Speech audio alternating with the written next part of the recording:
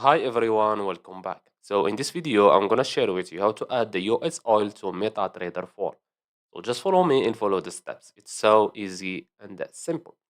So first of all, open your MetaTrader 4, then go and click on this dollar sign here. Now go to MetaTrader and click on Energies group and make sure that you link it your MetaTrader with a broker. Okay. Now go to the symbols here, and as you can see, we have here US oil. Click on it. If you can't see it here, just type it here on the search bar. For example, US oil, as you can see. Now click on it, click on show symbol, and click on OK. Now, as you can see here, we have US oil on our market watch. Now drag it and drop it here on the chart. And as you can see, we have here US oil, crude oil. And that's it. So I hope you found this video helpful. Don't forget to give us a like and subscribe. Thanks for watching, and see you in the next one.